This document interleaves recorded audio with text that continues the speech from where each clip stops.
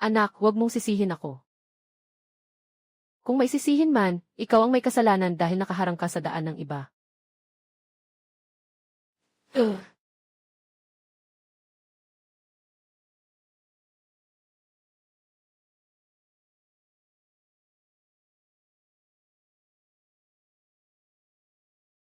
Hehe, tatay, sumakay na ako sa malaking kabayo para sunduin ako.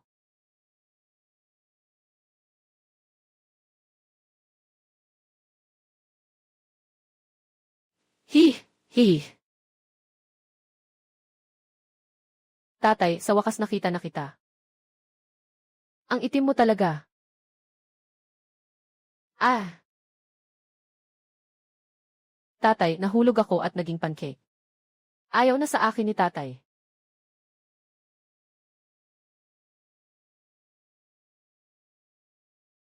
Ah! Ah!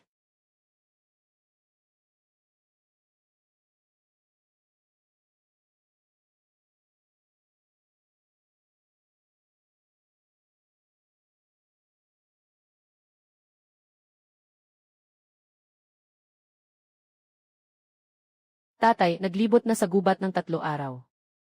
Paano na, bumalik na naman.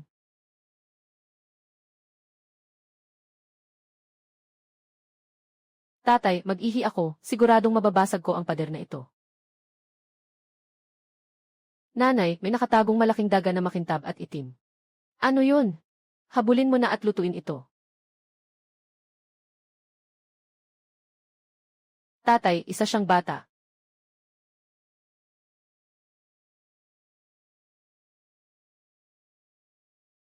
Ang tatay niya ay talagang bata. Nakarating tayo rito at umikot ng ilang beses. Bakit wala tayong nakita? Buhay pa naman. Natutulog siya. Isang magandang batang babae. Sino ng bata ito?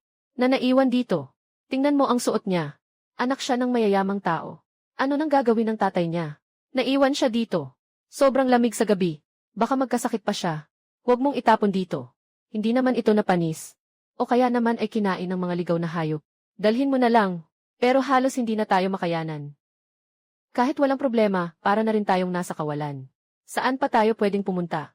Huli na, magpahinga muna tayo dito. Tay at nanay, alagaan natin ang batang ito. Sobrang cute niya. Ilagay mo lang ng maayos. Huwag itapon. Kailangan ng batang ito ang damit na ito para hanapin ang tunay na mga magulang niya. Alam ko. Tay, tingnan mo kung anong sulat ito. Mukhang ang pangalan ng batang ito ay Yuntuan. Dapat ito ang anting-anting. Dala niya ito at itinago sa loob ng damit. Ulilang ulap. Ang ganda ng pangalang ito. Yung batang babae na ito parang ulap din. Maputi at malambot. Bakit kaya kumikislap ang jade pendant ni nanay? Nanay! Bakit kumikislap ang pendant na iyon? Ugh. Parang nagugutom ka na, ah.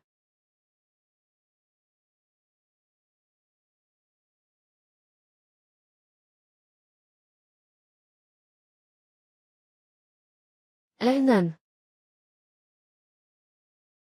Ulap.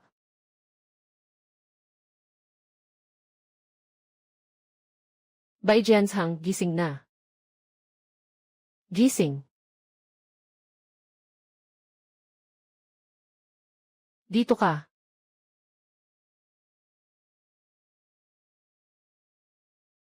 Ha ha. Tumayo na tayo, punta na tayo doon.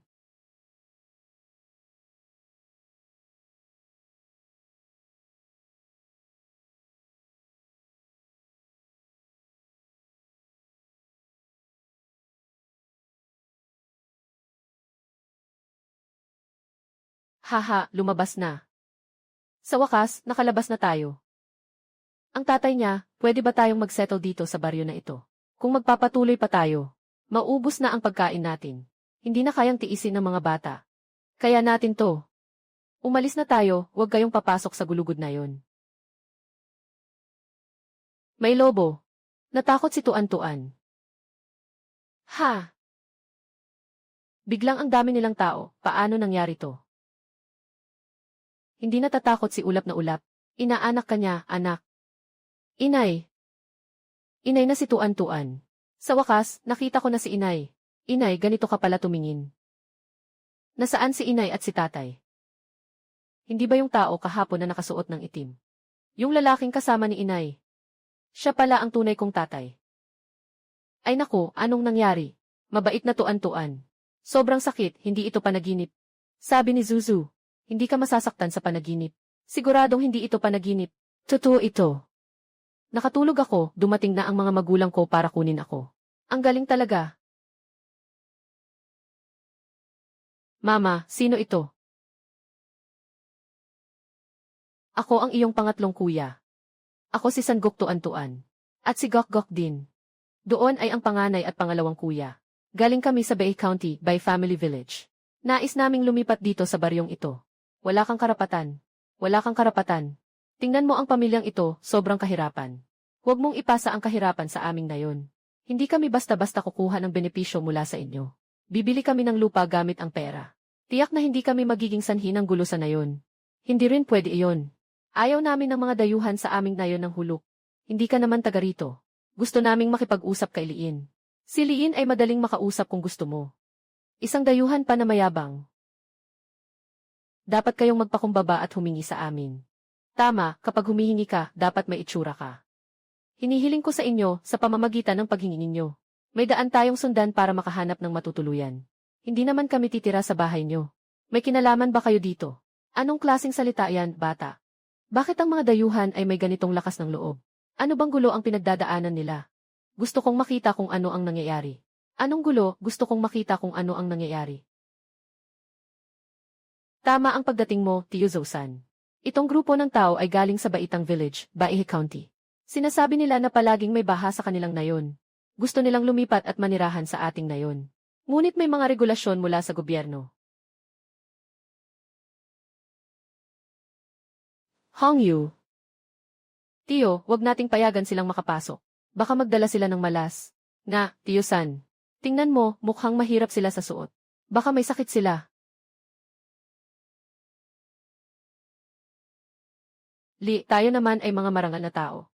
Buong pamilya ay malusog. Sa nayon, magiging tapat tayo.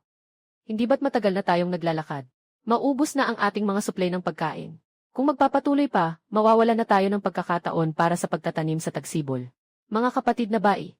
Mula rito, 50 milya ang layo ay may isang nayon na tinatawag na Baoshan.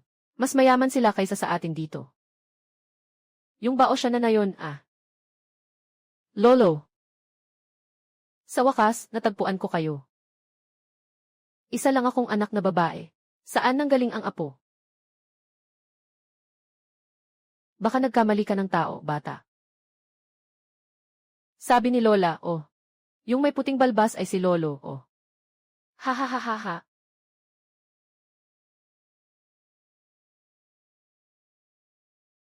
Lolo, tubig.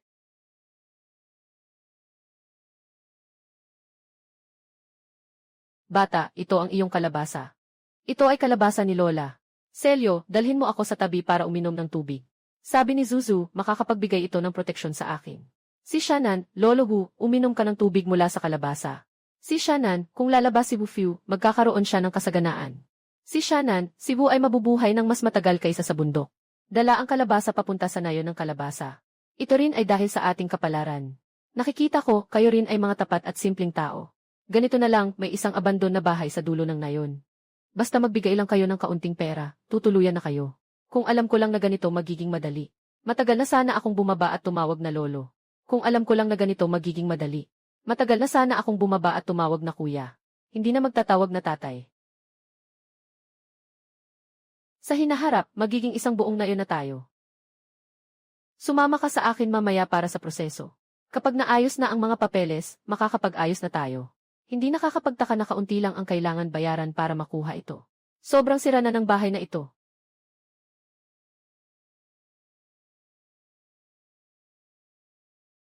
Dumating si Sanyang para tingnan ang kapatid na babae. Kasama sina Danyu at Ergo na nag-aayos ng bahay. Gutom ka ba, kapatid? Hintayin mo, malapit nang magluto si nanay para sa atin. Maging maayos ka lang dyan. Nandito ang kuya mo para sa'yo.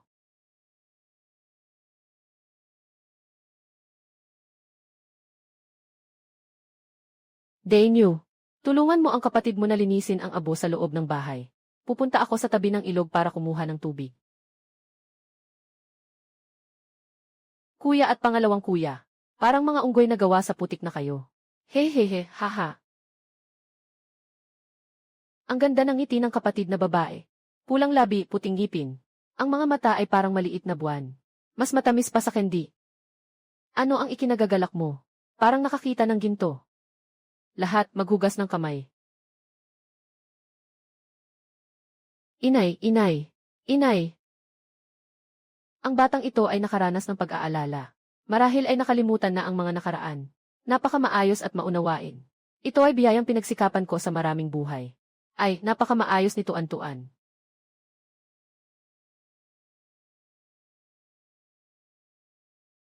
Akala ko mayroong kayamanan. Lahat ay basura. Naubos na ang magagamit bago pa man natin makita. Hindi naman yan basura. Magaling ang tatay ko. Kahit anong ayusin, magagamit pa rin. Naayos na ang rehistro namin. Tapos na ang proseso. Pero ang bahay at lupa ay kailangan ng 3 liang na pilak. Ang buong pamilya natin ay may 2 liang na pilak lang. Kailangan pa nating bumili ng lupa. Hindi talaga sapat. Bakit ganito kamahal? Akala ko ilang daang salapi lang ay sapat na. Malapit ito sa kabisera. Mayaman ang nayon at mataas ang presyo ng mga bilihin. Ibinigay na ng pinuno ng distrito ang pinakamababang presyo. Ngunit para sa atin, ito ay isang napakalaking halaga. Ano ang gagawin natin? Kailangan pa rin nating magpatuloy sa paglalakbay. Pero habang papunta tayo sa kabisera, mas tataas pa ang presyo. Hindi na tayo makakasurvive. Kami, mga mahihirap na tao, gusto lang ng tahimik na buhay. Bakit napakahirap naman? Lolo, wala na akong pera. Magugutom na si Tuan-Tuan. Ito ang gintong bato ni Zuzu. Marami si Zuzu nito. Ginagamit pa niya ito para gumawa ng daan. Sabi ni Zuzu, ang gintong bato ay pwedeng ipalit sa maraming pera. Itong ibinibigay sa iyo ng tatay ay gintong ingot. O Diyos, talagang nakakuha tayo ng ginto. Tunay na ginto ito, tatay. Alam ko agad kapag nakakagat. Tuan-Tuan, saan mo nakuha yan? Doon lang sa lugar na iyon. Isa lang sapat na para mailigtas tayo. Salamat sa swerte ng ate ko. Kung hindi, matagal nang naitapon yung gintong barya bilang alikabok. Si Tuan-Tuan ang maliit na swerte ng pamilya namin. Pagdating niya, nagbigay siya ng pag-asa sa buong pamilya. Aking magandang anak, nagkaroon ka ng malaking ambag. Matagal nang walang nagamit itong bahay. Inusisa ng mga tao sa baryo ng maraming beses. Walang makakapag-isip na may nakatagong gintong Yuan Bao. Paano kung may bumalik na naghahanap ng ginto ang tatay? Mag-alala, wala nang nag-claim nitong matagal na. Matagal nang walang may-ari ito. Ito ang puhunan na ibinigay sa atin ng Diyos para sa ating tahanan. Sa hinaharap kapag umunlad tayo, dahan-dahan na lang tayong magbabayad.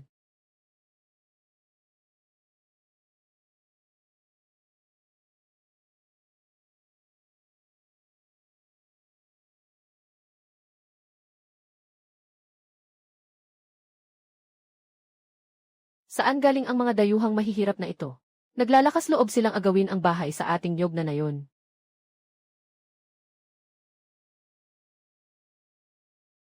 Ito ay para sa mga magulang. Hindi ito para sa inyo.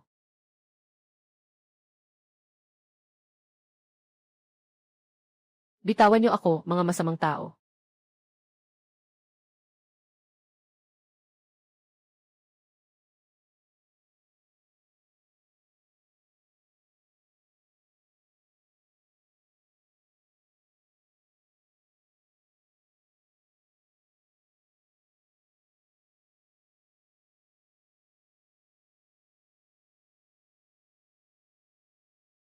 Bitawan mo ang kapatid kong babae.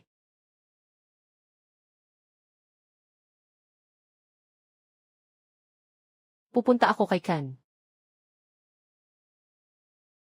Sobrang sakit, inay.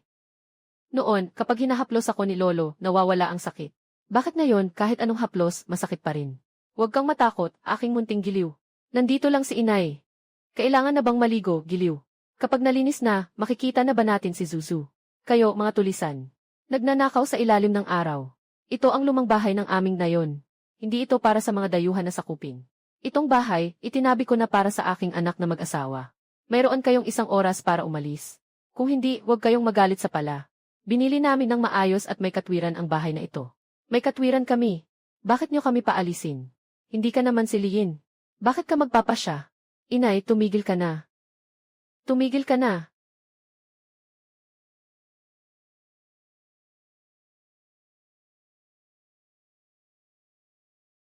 Si Zhangzhu, nagwawala ka na naman dito.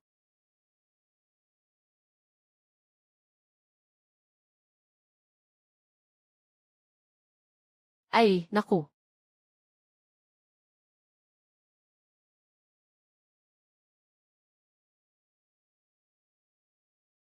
Inay, hinuhubad ang pantalon ko. Hindi pinapayagan nito Antuan na panoorin. Si San Bro pwedeng manood. Bakit hindi ko pwedeng panoorin? Patayin ko kayo. Ikaw. Tinutulungan niyo kaming mga ulila at ina na walang ama. Tingnan mo, ikaw ang namumuno. Para sa nayon, nagbuwis ng buhay. Ngayon, sama-sama ang mga tao sa nayon na pinagtitripan kami ng anak ko. Ay, kahit na nagwawala ka, dapat may hangganan. Tiyo, gaano kahirap ang buhay namin ng anak ko. Ilang taon ko nang inaasam ang bahay na ito. Paano mo ito maibebenta sa mga dayuhan? Ngayon, hindi mo sila dapat paalisin. Dito na lang ako mamatay. Levian Louis. Nadulas ang kamay ko dahil sa kanya. Sobrang sakit, ang grabe ng sugat. Baka nasugat na ang mga buto at kasukasuan. Yung maliit na upuan ko lang ang kinuha niya. Sadyang sinaktan niya ang kamay ko. Hinahanap namin ang pamilya namin. Inosente ang anak ng biktima na saktan. Ninakaw ang pamilya. Hindi pwedeng pabayaan lang ito. Agad kong dadalhin ang anak ko sa bayan para magreklamo.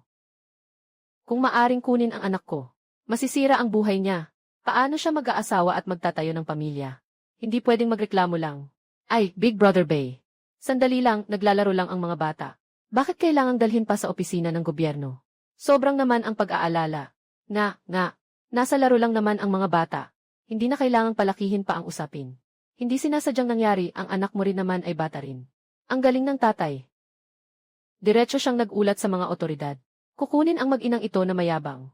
Tiyo, pakiusap. Tulungan mo ako, wag mo silang hayaang mag-ulat sa mga otoridad. Magsalita ka na pakiusap. Hindi ko kayang pangasiwaan ito. Kayo ang pumasok sa bahay ng iba nang walang pahintulot. Pagtapon ng mga bagay-bagay. Pagnanakaw ng ari-arian. At sinadyang saktan ang mga bata. Lahat ng pagkakamali ay nasa inyo. Paano ako makikialam? Kapatid na bae, pakiusap. Maging mabait ka, kami ay mga ulila. Walang masandalan. Talagang kawawa. Hindi na namin kukunin ang bahay na ito. Hindi na kami makikipagtalo. Pakiusap, huwag kang magsumbong. 3 taong gulang pa lang ang anak ko. Napakalalim ng sugat sa kamay niya. Halos tuluyan na siyang masira dahil sa inyo. Paano ako magbabayad? Ako ang nagbayad para magpa-check up ang doktor sa bahay. Maayos na gamutin ang bata at magbigay ng gamot. Siguraduhing walang peklat.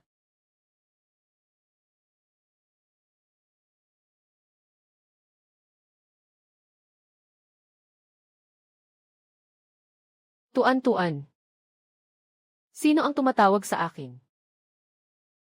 Lian. Ikaw ba ang tumatawag kay Tuan-tuan? Ako ba, masakit ba ang iyong kamay? Ihulog mo ang maliit mong kamay sa tubig ng lawa. Agad na mawawala ang sakit. Talagang, wala nang sakit. Nawala na ang lahat ng sakit. Bumalik ka na sa pagtulog. Kailangan ko na ring magpahinga at magpagaling.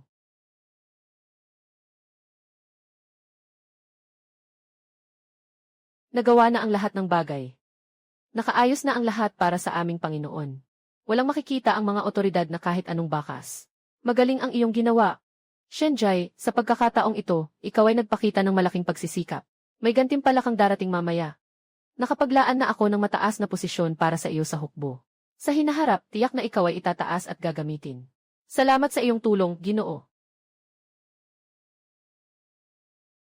Hindi kailanman nagtitiwala ang amo sa mga buhay na tao. Nagawa na ang bagay. Dapat ka nang manahimik magpakailanman. Tara, pumunta tayo sa likod ng nayon para mangputol ng kawayan. Upang ayusin ang delikadong bahay. Itay. Gusto ko ring sumama. Tama na, may sugat ka sa kamay. Mas mabuti pang manatili ka sa bahay at makasama si inay. Inay, hindi na masakit ang kamay ni Tuan-tuan. Gusto kong sumama kay Itay para mag-enjoy. Pagkatapos mag-enjoy, babalik ako para makasama ka. Sige, isama natin ang ating munting kayamanan. Itay, hindi mo pa ako kailanman inaalalayang ganito. Halika, kuya, buhatin kita. Una, punasan mo ang sipon mo.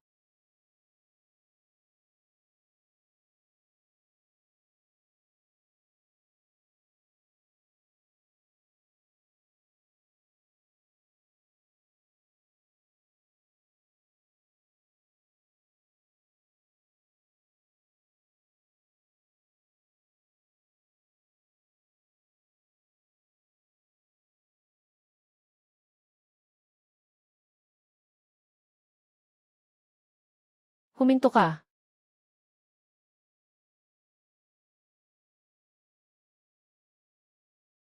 Sino ang mga dayuhan na naglakas loob na putulin ang mga kawayan sa ating nayon?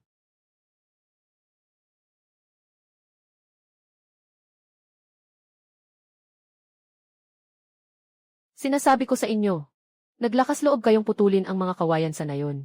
Parang ayaw na ninyong mabuhay. Yan sila na naman. Kapatid na Zangshan.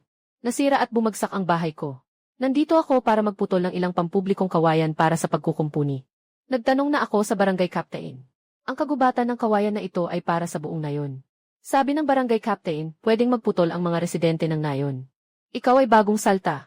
Ano ka ba, hindi ka naman taga Hulu Village. Matagal lang naayos ang aming rehistro. Tunay na taga-aming baryo. Kahit na nakarehistro na kami, hindi pa panahon dayon na kayo ang magpuputol ng mga kawayan. Hintayin ninyo na lang na tumubo muli ang bagong kawayan sa susunod na taon. Ang pampublikong yaman ng baryo, hindi pwedeng basta-basta okupahin ng mga dayuhang pasikat. Kamakailan lang silang dumating sa baryo. Huwag nang magdulot ng gulo. Magtiis muna. Kung may kakayahan ka, pumunta ka sa likod bundok at magputol ng mga ligaw na kawayan. Walang sinuman ang nagbabantay doon. Tungkol sa kaligtasan. Nasa swerte nyo na iyan. Isang grupo ng mga tanga. Walang mga kagubatan ng kawayan sa likod bundok. Hayaan mo silang maghanap ng walang kabuluhan. Tatay, sobrang hindi makatarungan ang mga ito. Bakit tayo kailangang palaging magpasensya? Kahapon lang, nagkagulo ang kuya sa chismis. Ngayon, kung muling magkakaroon ng gulo, ang ibang tao ay iisipin na tayo ang nagdudulot ng problema.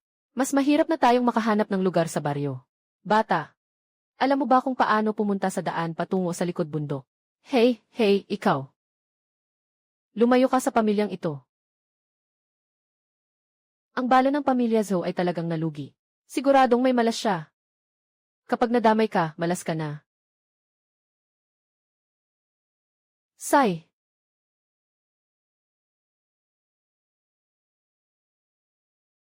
Tay, na-scam ba tayo?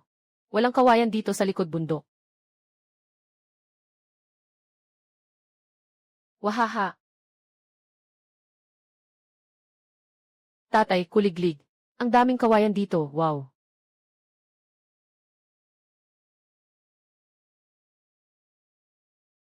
Talagang may dalang swerte si Tuan-Tuan. Si Danyo ay susunod sa akin para magputol ng kawayan. Si Ergao ay kasama si Sandy para mangolekta ng puting damo. Si Tuan-Tuan ay malapit sa tabi ni Erje. Tatay, halika rito at may nakita akong pugad ng mga ligaw na itlog ng manok. Tatay, dito sa tabi ay may maraming sariwang ligaw na kabute. Mga bata, ngayong gabi, mayroon tayong masarap na karne na ma-enjoy. Tatay, talagang swerte ka ngayon. Nakakuha ka ng napakaraming magagandang bagay. Dapat tayong magpasalamat kay Zangshan. Kung hindi dahil sa kanya, hindi tayo napunta sa likod ng bundok. Hindi pa tayo nakakapunta sa magandang lugar na ito. Lahat ng ito ay dahil sa ating grupo. Siya ang nakakita ng kagubatan ng kawayan. Tatay, hindi ako pagod.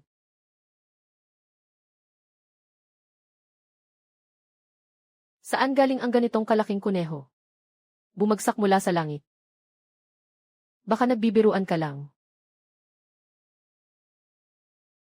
Ang ating grupo ay parang maliit na bituin ng swerte. Ngayong gabi, magluluto ako ng karne ng kuneho para sa inyo. Hintayin ang bukas para maayos ang bakuran. Bibigyan natin ang ating anak ng espasyo para magtanim ng mga bulaklak. Salamat, Itay. Sa susunod, makikita na ng mga magulang at kuya ang magagandang bulaklak. Kain na. Ang huli kong kumain ng ganito kabusog ay noong nakaraan. Bakit parang naamoy ko ang amoy ng karne? Ikaw, matakaw na babae. Nabaliw ka na ba sa pagnanasa ng karne?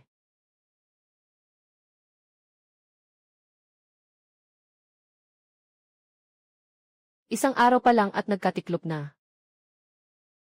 Mukhang may tagapagtanggol ang anak ko.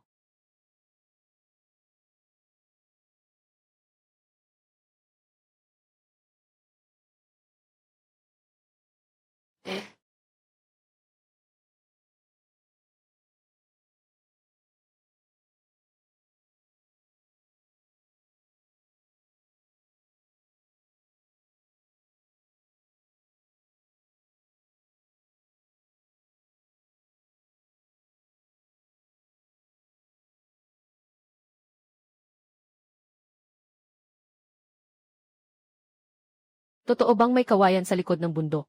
Hindi ko pa ito nakita sa nayon na ito sa loob ng maraming taon.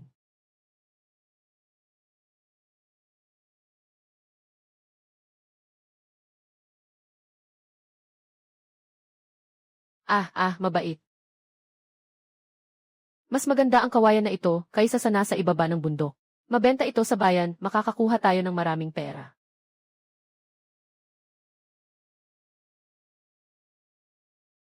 Nanay, ito ay ahas na espiritu.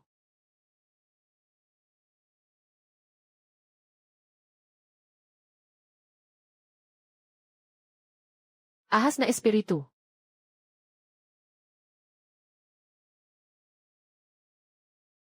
Nakatagpo ng ahas na espiritu, ahas na espiritu. Nanay, mayroon lang tayong 2 itlog. Hindi sapat iyon, mahalaga ang mga itlog ng ligaw na manok. Isang itlog ay maaaring ipalit sa 2. Ibebenta ang mga itlog ng bahay sa bayan. Makakakuha ng mas marami. Talagang matalino si Ergauzi.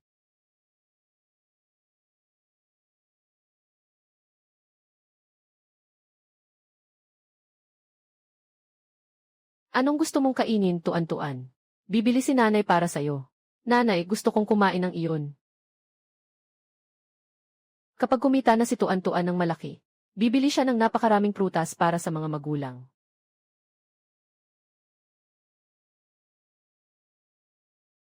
Mabait na anak na babae. Mabait na anak na babae. Inutusan na salakayin ang tahanan. Mga hindi kasali umalis. O Diyos na makapangyarihan. Si Ginoong Lu ay nasalakay din. Kamakailan lang, nawala pa ang anak na babae niya. Narinig kong sabay-sabay na nawala ang 3 anak na babae. Pinakamaliit ay 3 o 4 na taon.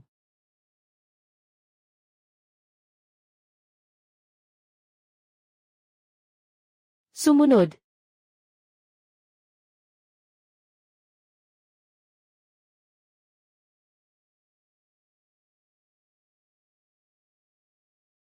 Tingnan mo, tuan-tuan.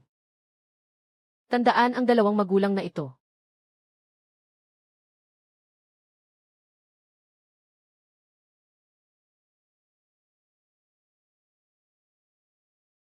Kumakain ang tatay at kumakain din ang nanay. Hindi kami gutom. Kumain ka, tuan-tuan. Hindi naman kakain si tuan-tuan. Tawagin niya akong inay ang batang ito. Hindi ko siya pwedeng iwanan. Huwag na nating pag-usapan. Walang nakakaalam ng kanyang pagkakakilanlan. Nakalimutan na rin niya ang nakaraan. Sa hinaharap, magiging tunay nating anak na babae siya. Sa hinaharap, si Yuntuan ang magiging tunay mong nakababatang kapatid na babae. Huwag nang babanggitin kahit kanino. Dapat alagaan ng mabuti ang nakuha. Tandaan mo. Sana hindi na umalis ang kapatid na babae sa ating bahay. Sana dahan-dahan siyang lumaki. Sana magpakasal siya ng mas matagal. Sa wakas, hindi na ako ang pinakamaliit sa bahay. Dito ka lang, Ergaw. Bibili lang ako ng ilang bagay. Gintong itlog sa pugad ng phoenix. Suot ng reyna ng niebe ang kanyang palda. Isang kagat ng itlog, isang kagat ng gubat. Malusog at masigla, walang alalahanin. Anak, tikman mo ba ang wild egg? Saan nanggaling ang batang ito? Dinudumog mo ako ng maruming bagay. Ikaw. Bakit mo sinira ang itlog ko? Ikaw, batang ligaw. Alam mo bang sino ang natakot mo?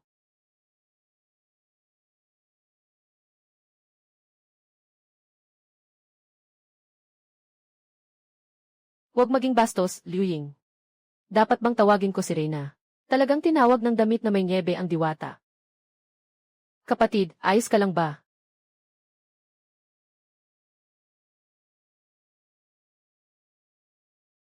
Gamitin mo ito para punasan. Hindi pwedeng gamitin ng babae ang alipin. Ako lang ang hindi kailangan ang sayo.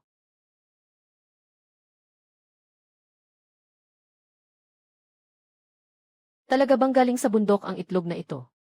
Nakuha namin ito ng nanay sa isang damuhan sa bundok. Sobrang sariwa.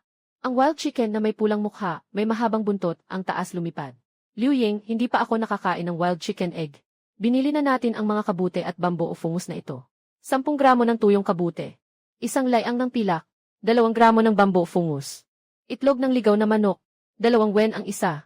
Lahat ito, hindi ito isang diwata. Ito ay Diyos ng kayamanan.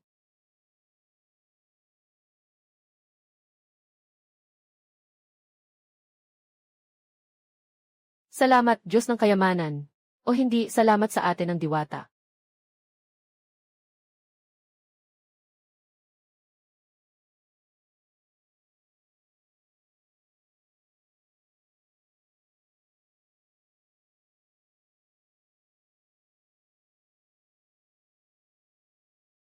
Ninakaw ng tao si Ergaw. Nabenta na lahat ng ina. Kumpletong isang leang at 6 na pilak.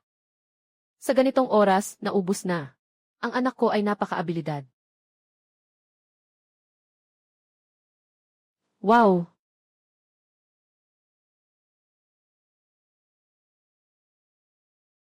Inay, si Ergaw kuya. Ang cute ng mga sisiw.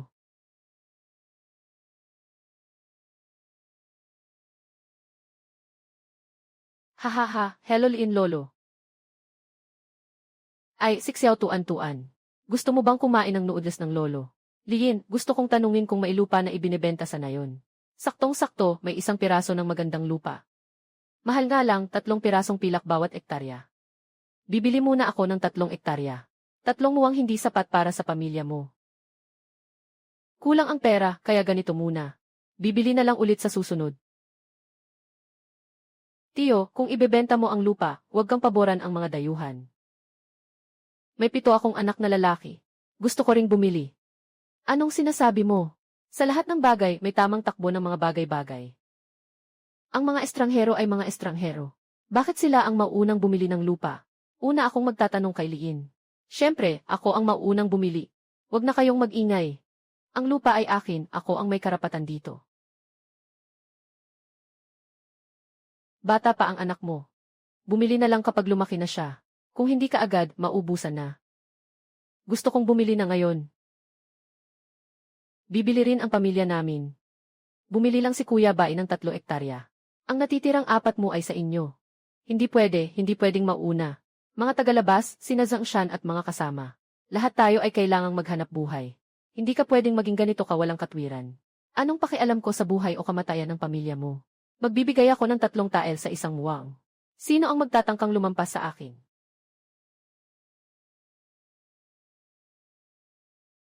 May 1 mababang lupa sa nayo ng Giantshang. 1 tael ng pilak sa 1 muwang. Malapit sa likod ng bundok. Dadalahin kita para tingnan. Ang hirap naman dito. Kapag umuulan, nagkakaroon ng baha. Madaling malunod ang trigo. Kulang naman ang tubig sa pagtatanim ng palay. Pero mura. CJ. Binili ko itong lupa. 4 na ektarya lahat, Sukatan ka ng 7. Hindi ba nag-aalala si tatay? Darating din ang daan bago pa man umabot ang bundok. Kung ang barko ay makarating sa dulo ng tulay, natural lang na diretsyo na. Mahal kong anak. Talagang magaling ang anak mong babae. Naiintindihan ko na lahat ng iyon.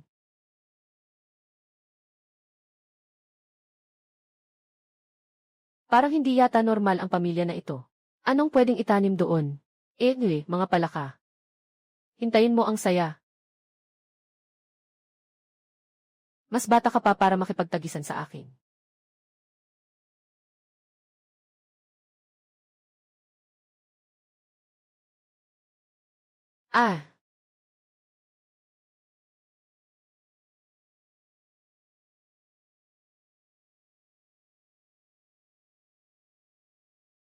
Tatay, gusto ko ring sumama. Gusto kong makasama ka. Dahan-dahan lang, huwag magmadali.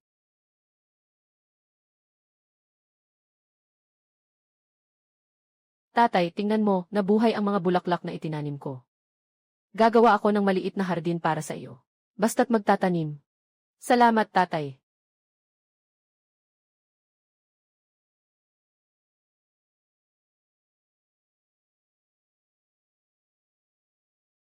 Mukhang mahuhuli na ang pagsasaka sa Tagsibol. Tatay, may isda sa tubig. Kakaiba, isang ulan lang at may mga gifay na lumabas. Tatay, maghukay tayo ng lawa para mag-alaga ng isda. Mababang bahagi ay tamang-tama para sa paghukay ng lawa. Ang tubig ay dumadaloy papunta sa lawa. Ang lupa na nahukay ay mas mataas kaysa sa bukirin. Maaari itong mag-alaga ng isda at magtanim. Talagang matalino si Tuan-Tuan. Uuwi ako para tawagin ang mga kuya na hukayin ang lawa. Sige, sumama ka sa tatay para hukayin ang lawa. Bakit parang lalong dumadami ang tubig habang naghukay? May bukal ba sa ilalim? Kaya ba't mas lalo pang dumadami? Kapag maraming tubig si tatay, mas maraming isda ang pwedeng alagaan. Ha ha ha ha ha ha. Tatay, nakuha na ba natin ang bukal? Ipagpatuloy ang paghukay ng malaki.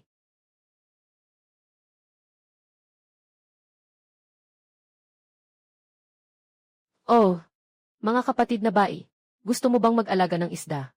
Aksidente kong nahukay ang mga divhi. Naisip kong maghukay ng lawa para mag-alaga ng isda. Saan galing ang mga divhi na ito? Nahukay ko sila mula sa putik habang naghukay ng lawa. Magandang ideya ito. Baguhin ang mababang lupa para maging lawa ng isda. Hindi ito sayang sa lupa. Maaari pang magkaroon ng karagdagang kita.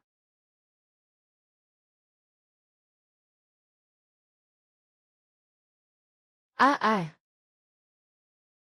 Ah, ito ang kapatid kong babae. Ang kapatid mong babae ay parang engkanto sa larawan. Haha, engkantadong ganda.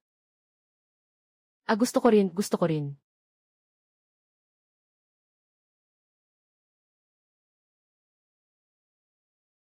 Sobrang tamis, ang sarap.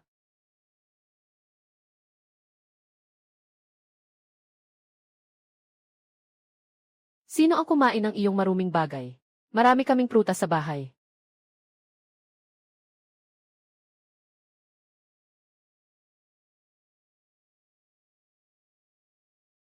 Anak na babae, paano ka naging walang galang? Anong mali kung walang hiya ako? Ang mga gamit niya ay marumi.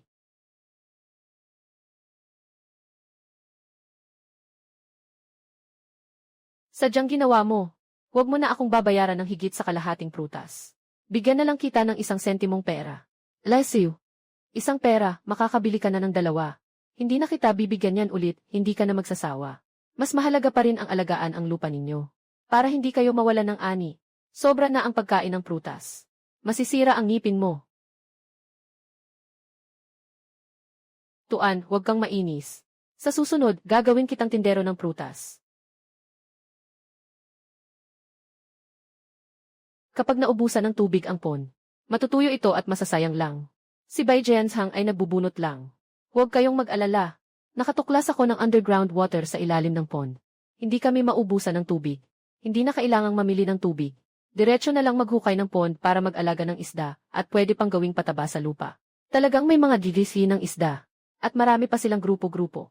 May mga ganitong bagay talaga. Sabi ng mga matatanda, yung mga isda at hipon ay nagtatago sa ilalim ng tuyong lawa. Kapag may tubig na, buhay na sila agad. At pwede pang lumangoy ang mga maliliit na isda at hipon. Kung alam ko lang na may isda dito. Sana tinawag ko na si tatay para bilhin ito. Sayang, nawala pa ang isang pagkakataon na kumita. Kung si Bai Jianzhang ang nakakuha niyan, magiging yaman niya ito. Nakainis, nagastos pa ako ng 1,000 silver. Sino ang pumayag na maghukay ka dito? Kung masira ito, paano na ang feng shui ng baryo? Nagtatanim ako sa aking sariling bukirin. Bakit ito may kinalaman sa iyo? Parang pinapahirapan mo ako sa sarili kong lupa. Sabi ko, kapatid na Zangshan. Nakausap mo na ba ang isang tao tungkol dito? Hindi ba't nag-uukit lang ako ng isang lawa? Ano bang masisira sa feng shui? At saka, lupa ito ng ibang tao. Mga kababayan, huwag niyo kalimutan. Bakit nga ba lumipat dito ang pamilya Bai? Dahil taon-taon silang binabaha. Halos walang natitirang ani. Narinig ko na ito. Dahil daw sa galit sa mga Diyos-Diyosa ng tubig. Ngayon ay nagkakaroon sila ng bukirin sa ating nayon. Kung mapapadala nila ang mga Diyos-Diyosa ng tubig dito, ang kapahamakan ay para sa ating lahat. Nagsasalita ka ng kalokohan, kaano-ano mo ang diwata ng tubig. Sinasabi mo bang kaya niyang tawagin ito? Bakit ka nagmamadali? Narinig ko lang naman. Mga kababayan, narinig ko rin na. May mga nayon na para makaiwas sa sakuna, ay nagdadala ng kapahamakan sa ibang nayon. Sino ang nakakaalam kung sinadya ng pamilya ba ito? Nagsasalita ka ng kalokohan. Tingnan niyo ang pamilyang ito. Sa kalooban, sila'y magaspang at malupit. Habang nag-uusap, agad na silang umaaksyon. Huwag makipagtalo sa kanya. Magpatuloy sa trabaho. Ang bibig ng kapatid ay nasa ibang tao. Maghintay muna tayo. Ang nayon ng huluhuo ay napapalibutan ng mga bundok sa 3 panig. Malayo sa ilog ng ilang milya. Gusto kong makita kung kailan darating ang mga halimaw ng tubig at maghahasik ng gulo. Hindi pwedeng hayaang hukayin nila ito, mga kababayan. Magdadala ito ng sakuna. Dali, punuin ninyo ang pond.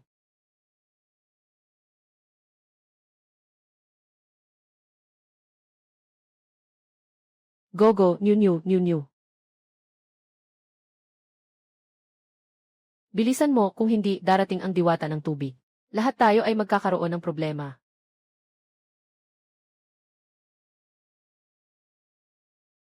Narito na si Gogo at ang mga baka.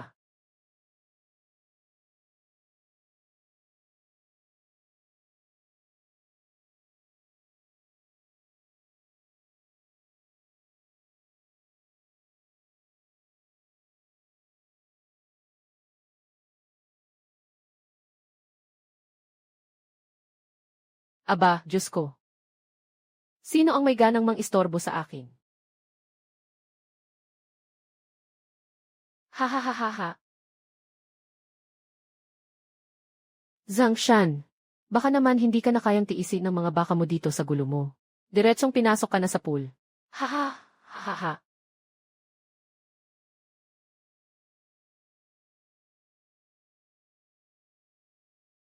Walang silbi kang hayop. Busog na busog ka pa. Ha ha ha, Zhang Shan. Parang sinasaktan mo ang sarili mong paa. Kahit ang sariling baka hindi ka natutulungan. Mga kababayan, ang pamilya namin sa Bai ay naglakbay mula sa kanilang bayan. Umaasa ako na aalagaan tayo ng mga kapitbahay. Kung talagang makakapag-alaga ng isda ang pondong ito, bibigyan ko ang bawat pamilya ng isang isda. Kung sakaling kailangan nyo ng tulong, huwag mag-atubiling magsabi. Tiyak na gagawin ng pamilya namin ang makakaya. Sabi ng nanay ko, tayo ay magiging magkapitbahay mula ngayon. Malapit na ang panahon ng pagtatanim. Kung kailangan nyo ng baka sa inyong bahay, maaari bang hiramin ang sa amin? Bigyan kita ng mani ni tuan-tuan. Sa susunod, tawagin mo na lang akong Gogo, okay? Amang batang. Habang hindi ako nakabantay, gusto mong pisilin ang mukha ng kapatid kong babae. Tingnan ko kung hindi kita hugasan. Ha ha ha.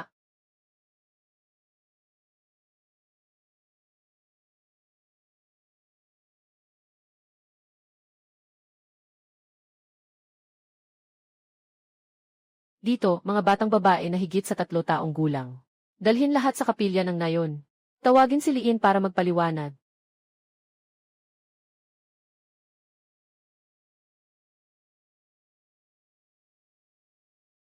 Kung may tutol, dalhin lahat. Ipailalim sa matinding parusa.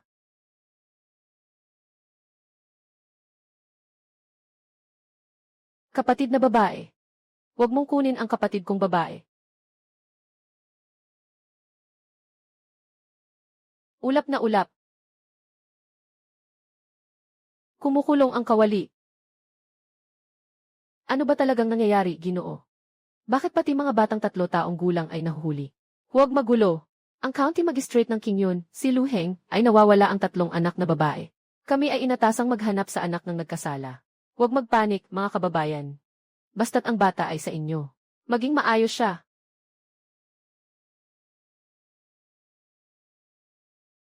8-8.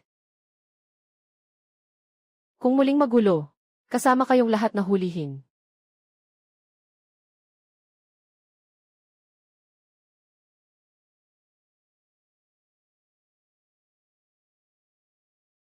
Ha ha ha.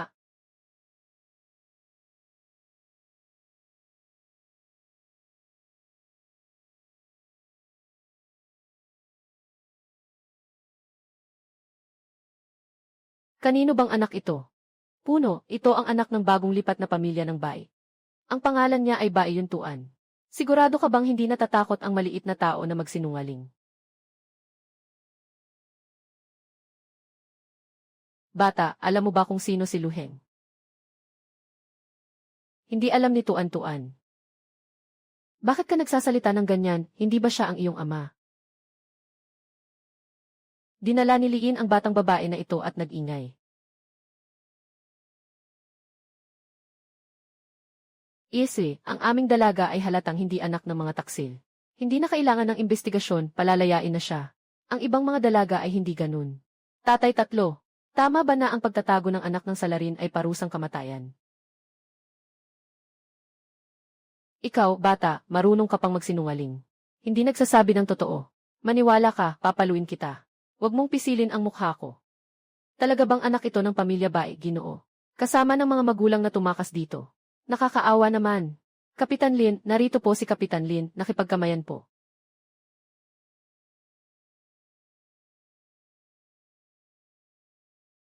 Anong bastos, sino ba ang nagsabi na magwala ka dito?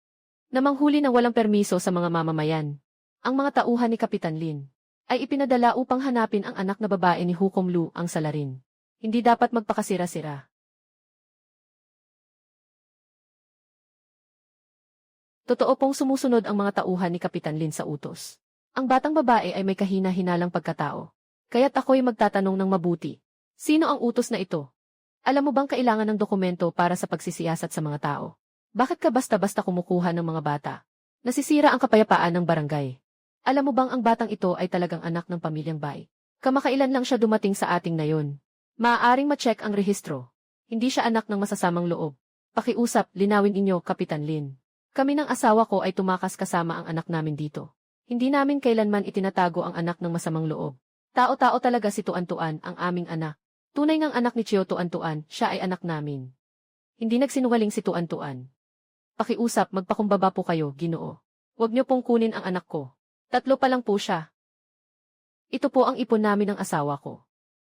Pakiusap, pakawalan niyo po ang anak ko. Hindi mahigpit ang pamumuno ng kapitan na ito. Nakamali siyang nahuli ang anak ng isang mamamayan. Patawarin po sana namin kayo. Para sa pagpapaliwanag, ito ay paumanhin. Pakiingat ang regalong ito, hindi ko matanggap. Kunin mo na. Maraming salamat, Ginoo. Pwede na kayong umalis. Ang bata ay napaka-cute. Pangangalagaan mo ng maayos. Nasa likod ang inyong swerte. Salamat, Kapitan. Tara na, umuwi na tayo.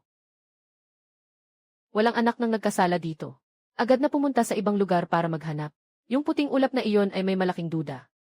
Ako mismo ang nagsiyasat dito. May tanong ka. Hindi ako makapaniwala, hindi ako makapaniwala.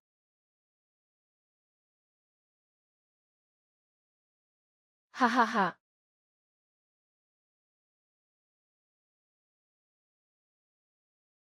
Sige, umuwi na tayo.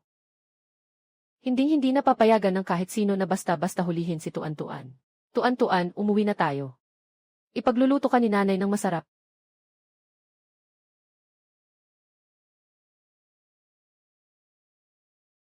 Natatakot siguro si daddy at si ate. Namutla ang mukha nila sa takot. Itong mga tamad na opisyal. May mabait na kapatid na opisyal si Ergo. Binigyan pa ako ng jade pendant.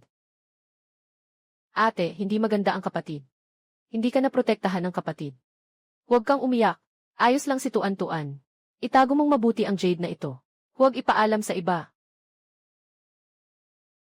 Um. Eh. Sabi ko na nga ba, tingnan mo ang itsura niya, parang walang swerte. Hindi naman mukhang anak ng county magistrate. Naghahanda akong bumalik sa Baija Village para kunin ang mga magulang ko. Kasama na rin si Yuntuan para makaiwas. Para hindi na maharap sa mga pagsisiyasat, Jason. Handa na si tatay at si Dandan. Pupunta na tayo para sunduin si Lolo at Lola. Hihi!